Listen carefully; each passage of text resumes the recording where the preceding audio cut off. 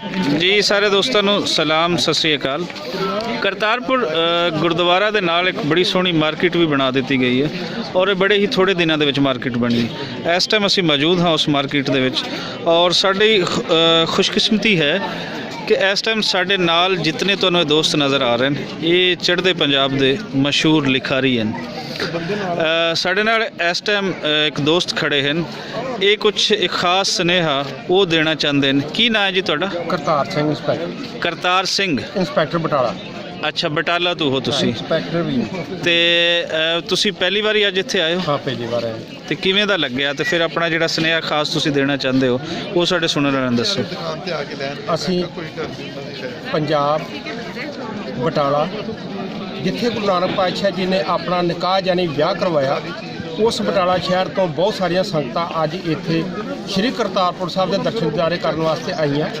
असी इमरान खान मुस्लिम भाईचारा और जिन्ना भी इत्थे एक कारज करन विच लांघा खोलण विच मदद की उन्हां दा बहुत बहुत धन्नवाद करते हैं जिन्हां साडियां संगतां नूं साहिब श्री गुरु नानक पातशाह जी दे दर्शन करवाने कीते। इत्थे आके संगतां जिन्नियां आईयां इन्हां ने बटाला साहिब तो जां होर सारे इंडिया चों आईयां इन्हां ने गुरु नानक पातशाह दे दर्शन दिदारे कीते आ ना कि उन्हां दे इस स्थान दे ते कीते ही कीते पर इन्हां विचों गुरु नानक पातशाह दी झलक पैंदी। जिन्ने भी मुस्लिम भाईचारे दे लोग मिले ने इन्ने प्यार सत्कार नाल मिले ने कि असीं कुछ कह नहीं सकते। साडा प्यार उन्हां प्रति उछल के पैंदा क्योंकि उन्होंने सानू बहुत प्यार किया और असीं उन्हां दे शुक्रगुजार हाँ जिन्हां ने सानू इन्ना स्नेह दिता इन्ना मोह दिता। बाकी जिथों तक मेरी बेनती ये है कि मैं सारिया गुरुद्वारा साहब का प्रधान होने के नाते बटाला शहर में एक लेखक भी एक कथावाचक होने के नाते भी मैं सारिया संगतां दे चरनां 'च और हुकमरानां नूं भी बेनती करदा कि साडे विच पासपोर्ट की शर्त जे घटाई जाए तो फिर ये कोई होर जिस तरह साडे कोल बड़ियां होर मौजूदा साडे कोल ਜਿਹੜੀਆਂ ਅਸੀਂ ਆਪਣੀਆਂ ਜਾਣਕਾਰੀ ਦੇ ਸਕਦੇ ਹਾਂ ਜਿਹਦੇ ਵਿੱਚੋਂ ਆਧਾਰ ਕਾਰਡ ਵੋਟਰ ਸ਼ਨਾਖਤੀ ਕਾਰਡ ਜਾਂ ਹੋਰ ਕਈ ਕਿਸਮ ਦੀਆਂ ਸਾਡੇ ਇੰਡੀਆ 'ਚ ਹਿੰਦੁਸਤਾਨ 'ਚ ਬਣੀਆਂ ਹੋਈਆਂ ਨੇ ਉਹਨਾਂ ਦਾ ਕੋਈ ਇਹੋ ਜਿਹਾ ਕਰੂ ਕਿਉਂਕਿ ਪਾਸਪੋਰਟ ਬਣਾਉਣ ਵਾਸਤੇ ਜਿਹੜੀਆਂ ਆਮ ਸਦਕਾ ਉਹਨਾਂ ਨੂੰ ਬੜੀਆਂ ਦਿੱਕਤਾਂ ਆਉਂਦੀਆਂ ਨੇ ਔਰ ਉਹ ਪਾਸਪੋਰਟ ਆਫਿਸ ਵਿੱਚ ਬਜ਼ੁਰਗ ਜਾਂ ਹੋਰ ਕਈ ਨਹੀਂ ਜਾ ਸਕਦੇ ਪੇਂਡੂ ਲੋਕ ਨਹੀਂ ਜਾ ਸਕਦੇ।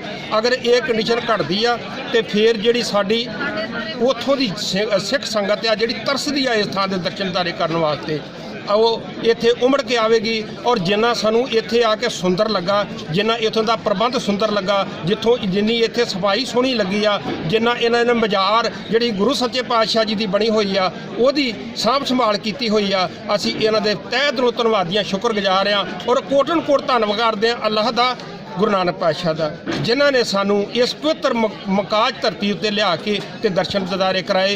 इहो ही साडी जोदड़ी बेनती सतगुर सच्चे पातशाह इन्हों अल्लाह इन्हों मेहरां बख्शे रसूख बख्शे इतफाक बख्शे और ये लांघा जिहड़ा वा ये इन्हां दोवां देशां विच एक सुंदर ਵਧੀਆ ਭਾਈਚਾਰਕ ਸਾਂਝ ਲੈ ਕੇ ਆਵੇ ਸਰਹੱਦਾਂ ਦੀ ਜਿਹੜੀ ਇਹ ਲੀਕ ਆ ਇਹਨੂੰ ਖਤਮ ਕਰੇ ਔਰ ਇਹ ਆਪਸ ਵਿੱਚ ਭਾਈ ਭਾਈ ਬਣ ਕੇ ਇੱਕ ਦੂਜੇ ਦਾ ਸਾਥ ਨਿਭਾਉਣ ਔਰ ਦੁੱਖ ਸੁੱਖ ਵਿੱਚ ਭਾਈਵਾਲ ਹੋਣ। ਵਾਹਿਗੁਰੂ ਜੀ ਕਾ ਖਾਲਸਾ ਵਾਹਿਗੁਰੂ ਜੀ ਕੀ ਫਤਿਹ। ਬੜੀ ਸੋਹਣੀ ਗੱਲਬਾਤ ਜੀ ਔਰ ਉਹਦੇ ਵਿੱਚ ਤੁਸੀਂ ਜਿਹੜੇ ਮੁੱਦੇ ਸੀ ਬੜੇ ਸੋਹਣੇ ਤਰੀਕੇ ਨਾਲ ਕਵਰ ਕੀਤੇ ਨੇ ਲੇਕਿਨ ਇਹਦੇ ਵਿੱਚ ਇੱਕ ਮੇਰਾ ਸਵਾਲ ਹੈ ਕਿ ਜਿਹੜੀ ਪਾਸਪੋਰਟ ਦੀ ਸ਼ਰਤ ਹੈ ਕਿਆ ਉਹ ਪਾਕਿਸਤਾਨੀ ਸਰਕਾਰ ਵੱਲੋਂ ਹੈ ਜਾਂ ਇੰਡੀਅਨ ਸਰਕਾਰ ਵੱਲੋਂ ਹੈ ਔਰ ਇਹਨੂੰ ਜਿਸ ਤਰ੍ਹਾਂ ਤੁਸੀਂ ਖੁਦ ਹੀ ਕੁਝ ਆਪਣੇ ਸੁਝਾਅ ਦਿੱਤੇ ਨੇ ਸੁਜੈਸ਼ਨਸ ਦਿੱਤੀਆਂ कि इनू इस तरीके ना कर सको ये कोई खुल के दसो कि ये इंडियन सरकार वालों है ये पासपोर्ट की पाबंदी या पाकिस्तानी सरकार वालों? ये बारे में कुछ पता नहीं है ये किन्हां दे वल्लों दोवां वल्लों।